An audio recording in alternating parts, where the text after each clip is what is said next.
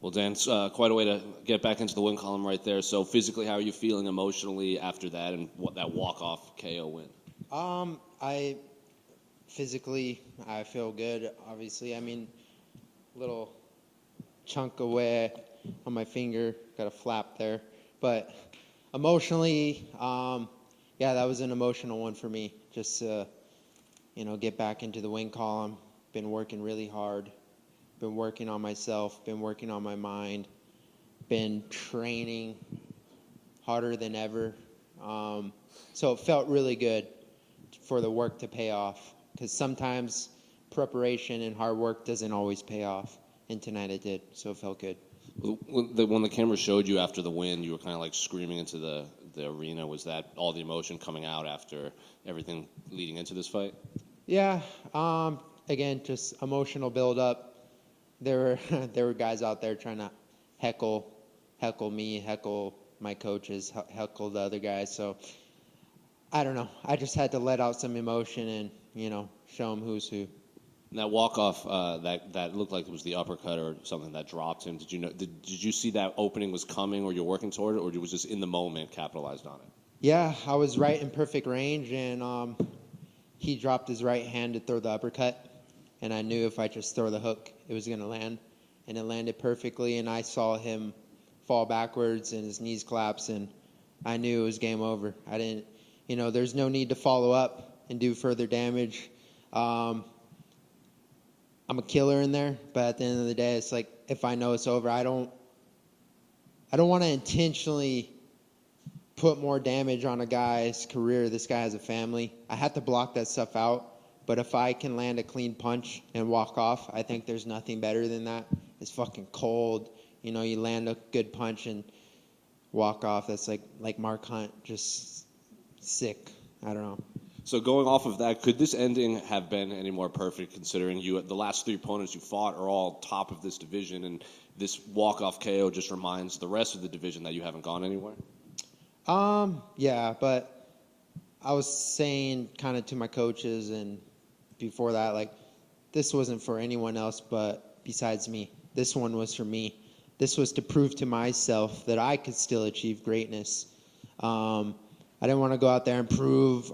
I know I said it to be show I'm still a threat in the division and whatnot, but that wasn't my sole mission. My sole mission was to prove to myself that I can still achieve greatness through the hardships, through the adversity, through the struggles, through the mental struggles, through the physical struggles, through the sacrifice, and it just feels really good.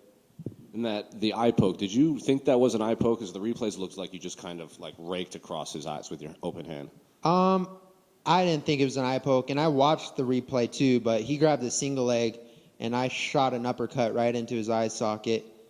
And then as we broke off, I pushed, and it kind of brushed him, but, I mean, dude, it doesn't feel good to get punched in the eye. So, I mean, that could be, you could claim the eye poke. He even said after the fight he couldn't see, but, that's what I'm supposed to do. I'm supposed to punch him in the face.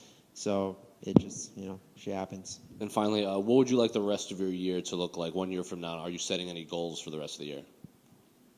I wouldn't say I have intentional goals. I had one goal written down, and it was literally to win this fight by finish, and I did that. So I got to go home, reassess with my team, reassess with my family. I owe them time. I've been training like an animal since June. I fought in June. I've been training like an animal since then because I wanted to get it back so bad. And, yeah, I owe them some time. I owe my wife time. She's been freaking working so hard, taking care of my son, and I'm gone all day. I go home, or I train. I go home briefly, then I go train again, and then I go home, and it's I get an hour with my son and wife at night and some alone time, and then by the time he goes to bed, I get an hour with her, and then I gotta go to bed, and then I could do it over again, over and over and over and over and over. So she takes a huge hit and a huge toll, and I owe her more than anyone and anything because she's holding up this team. She holds me up, and without her, I wouldn't be able to be my best self. So I'm just gracious to have her. Dan over here. David Potter here. Congratulations on the win and having your hard work pay off. And if you look at your entire career as a whole, you have worked hard your entire career. I mean, you're a black belt in BJJ, brown belt in judo, Division III wrestler. How much, if you can give yourself a personal assessment, how much more hard work do you need to put in order to get yourself to the next level in the progression of your career? I don't think I can ever stop. I don't think I can ever stop working hard. Soon as I think I've done enough is the day you're going to see me fall back down. I have to continue to climb one ring at a time, one rope at a time, one step at a time. And if this isn't a testament to work harder and continue to work hard, like, I don't know what else to do, because that's all I know. That's why beyond fighting, I'm going to be able to do anything I want, because I know how to work hard. I know how to sow seed and reap the benefits and reap the harvest. So I'll continue to work hard and continue to grow and continue to climb the ladder. And great striking IQ and great striking technique. I mean, did you see that coming, where you were going to hit him with a body shot and then he was going to drop his hands and then hit him and knock him out? Yeah, I mean, the game plan was, I would have loved to work the body a little more. That was the game plan. Work the body, finish upstairs. Work the body, finish upstairs. Use my jab, establish, be smart, don't overextend. But he was pretty hollow. It was hard to find the body. And but I knew when I got inside, I was going to be stronger, more explosive, more powerful, even if we decided to wrestle. That's why I got that takedown in the first round, just to establish a little dominance, because I knew that was his best weapon, but I wanted to show him I'm better. And, yeah, establish dominance everywhere. And what do you think about your entire division as a whole? Is there anybody that you have your eye on that you would like to fight next? Obviously, after taking time away and actually spending time with your family, who would you want to fight in the featherweight division? I've kind of fought the who's who's. I don't know. You guys tell me. Is that Bryce Mitchell fight still intrigue you? I know you guys had some words back in the day. Yeah, I would definitely love that fight. Again, I fought the who's who's. I'm not out here choosing the fights, and I mean, if it's exciting for you guys to hear me call someone out, like, yeah, I'll fight Bryce Mitchell, but it doesn't really matter. I fought everyone. I fought Josh Emmett. I fought Calvin Kattar. I fought Movsar Evloev, someone that no one wants to fight. I was supposed to fight Ilia Topuria December 17th, but that didn't work out because he ended up fighting Bryce Mitchell. Like, I accepted these fights, so it's not about who I'm going to fight, because there's no... It might be stupid that I say yes to anyone, but at the end of the day, it's me versus me, and I have to be confident in myself and my ability and my work. So tonight I fought Damon Jackson, but I wasn't thinking about, oh, I'm fighting Damon Jackson. I was thinking, go out there, trusting your instinct, trusting your ability, and do work. You know, let your body go. Let things happen. Don't overthink things. And it paid off tonight. So, yeah, I mean, if you guys want to see me whoop Bryce Mitchell's ass, I'll be happy to. And one last question for me, and you're a testament to obviously getting out of a negative mind state and going to this fight fresh, refreshed, and actually going after the win. What did it take mentally? Obviously, you had a stint of losses, and you were able to come back in dominant fashion and win this fight in very impressive fashion. Well, what was your process as far as getting out of that negative mind frame? Like, this is going to be the fight I win. I'm going to finish this fight in tremendous fashion.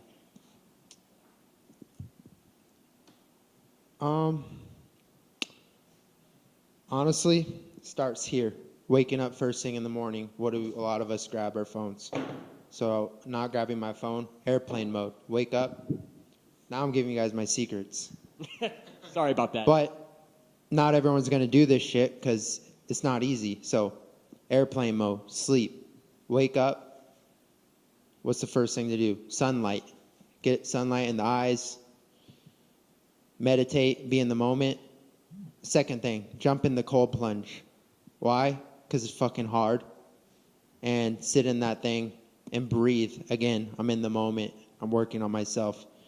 when I wake up every morning and know I have to get in a freaking 34-degree ice bath. Like, I don't even want to wake up, but I wake up and I do it anyway because I'm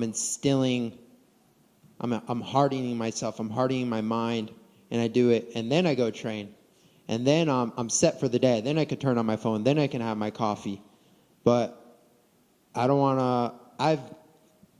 I've been stuck in the funk where I wake up first thing, emails, Instagram, with one eye open in bed, go downstairs, coffee, because that's just what we do. And then, dude, that's so fucked for your cortisol levels, like, and stress, and all that shit builds up. So here's some life hacks. Go to sleep, dark room, dark curtains. Put your phone on airplane mode. Don't open social media because all this media, all this nonsense is just feeding us bull crap. And yeah. You are a testament to hard work paying off. Congratulations. Thank you. I know you said that this was all about you and your journey out there, but through this week as well, we got to see and hear a little bit more about the shared journey you and Puna did to get through here. Was it tough to kind of watch that fight and then to get the mental state ready to fight yourself? And was this one partially for him and for your team as well? I mean, I was super bummed to see Puna lose, but number one, I know he'll be better from this. It wasn't his night. That wasn't him in there. That wasn't his best self in there. And number two, my coach told me right before I walked out, and I already knew this, but he reminded me, don't get too high, don't get too low, regardless of results. And I watched it happen. I was warming up same time, and it's just one of those things. It is what it is. And I saw him after the fight, and I gave him a big hug, told him I love him. I don't love him any more or less. I love him so much. And I told him he'll be better from it, but he has to go through it. And I went through it myself. He has to go through it and just get back up again. That's the champion mindset. If you fall, get back up again. You can apply that to your life for anyone. And I know you were waiting to get in here, and we've been bugging you for the last time watching Strickland. I don't know if you got to see a little bit of that. Strickland was able to get the win as well. So I guess, what are your final thoughts on him? I mean, I know you didn't get to watch much of the performance, but a lot of people always wonder what Strickland's going to show up, and it seemed tonight was the Strickland that we all knew was possible showed up. No, that's good for him. I'm always just happy to see guys from the team win. He's one of those. He's a strange guy, different character for sure, big personality. And sometimes those short notice fights are good. You're off, you're relaxing, you're eating whatever you want, and you get the call, and you just do that. I mean, he spars freaking every day. I don't know. I've never not seen him at sparring, and so this is nothing new to him. So yeah, that's good for him. I'm stoked he got a win. And I guess last thing for me, during that period where you were on the loss, did at any point in that time did doubt ever enter your head? Is this right for me? Am I still able to do it, or were you always confident that you were right to do this and you just need to get back in there? Did you ever doubt yourself? Every day you have doubt. I had doubt this morning. I had doubt yesterday when I cut weight and I was feeling weak, and I doubted myself. Am I good enough? Am I strong? Is this guy better than me? And then, recovering from that and coming into today, it's like, can I do this? And it's just, you have to find that state of focus. And once you get into that state of focus, there's no turning back. So, yes, I have doubts. Just like any of us, I wake up every day. Like, there's always a doubt. But if you just take the next step, I think that's the best advice. Is I'm never worried about what's going to happen 2 years, 3 years, 4 years down the road. I'm worried about my next step because that's the only thing I could control. And so, yes, to answer your question, I have doubts, but I overcome my doubts. Congrats on the victory. Thank Hey, you. Dan. After your win, you mentioned the Lee family. I was just wondering if you were able to share with us what Victoria's life and death meant at age 18 meant to you and to Hawaii. Honestly, it's super hard. I never knew Victoria. I know Christian. I know Angela. I know her husband. I know their dad. And when that news came out, a girl being so young, 18, tons of potential, loved by so many, it's just like heartbreaking because that's one of our own. I pray that people give them the respect, because on social media, everyone wants to come up with the conspiracy. Was it the vaccine? Was it mental health? Was it this? Was it that? Like, give them freaking respect, because that's their tragedy. That's their loss. It's all of our losses, but whoever's saying that, even like coming up with these fucking conspiracies, like, that's bullshit. And give them some respect. Like, an 18-year-old girl passes, and they're gonna mourn that for the rest of their lives. We're gonna wake up Monday and fucking read the newspaper, and what's next? You know, they have to mourn that. So that was a tragedy. I mean, it's a tragedy. It's an absolute tragedy. And they were definitely weighing on my heart. And the only thing you could do is pray for them, because she's gone.